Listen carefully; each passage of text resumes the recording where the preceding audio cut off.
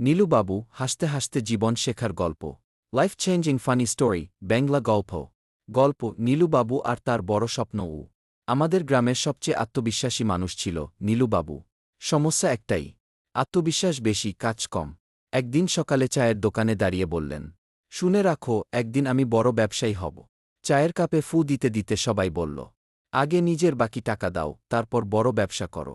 নীলুবাবু রাগ করলেন না, গম্ভীর মুখে বললেন, বড় মানুষদের প্রথমে কেউ বিশ্বাস করে না গি। পরের দিন তিনি একটা দোকান খুললেন, নাম দিলেন নীলু অ্যান্ড সন্স। গ্রামের লোক জিজ্ঞেস করল, সন্স কোথায়? নীলুবাবু বললেন, আগে নাম দিই, পরে ছেলে আসবে। প্রথম দিন দোকানে একজনও কাস্টমার এল না। দ্বিতীয় দিন এক বৃদ্ধ এলেন, জিজ্ঞেস করলেন, কি বিক্রি করো?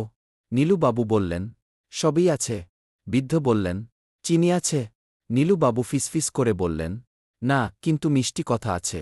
ধীরে ধীরে মানুষ শুধু জিনিস কিনতে না, নীলুবাবুর কথা শুনতে আসতে লাগল। কারণ তিনি প্রতিটা জিনিসের সাথে ফ্রি মোটিভেশন দিতেন। কেউ বলত ব্যবসা খারাপ চলছে গু। নীলুবাবু বলতেন, ব্যবসা খারাপ না, মুড খারাপ। মুড ঠিক করো, ব্যবসা ঠিক হবে। কেউ বলত আমি পারব না গি।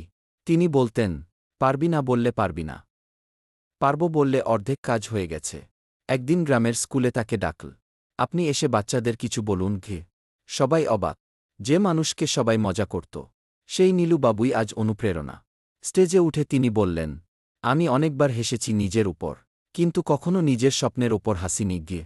সবাই হাততালি দিল। নীলুবাবু বুঝলেন, সফলতা মানে শুধু টাকা না, মানুষের মুখে হাসি আনা। শেষে তিনি দোকানের সামনে লিখলেন, এখানে জিনিসের সাথে আত্মবিশ্বাস ফ্রি। জীবনে যদি কেউ তোমাকে নিয়ে হাসে, রাগ করো না, হয়তো একদিন সেই হাসিই তোমার শক্তি হবে। এই গল্পটি হাসির মাধ্যমে শেখায়, নিজের স্বপ্নকে কখনো ছোট করো না। মানুষ প্রথমে হাসবে, তারপর বিশ্বাস করবে। ভিডিওটি ভালো লাগলে লাইক, শেয়ার ও সাবস্ক্রাইবই করতে ভুলবেন না।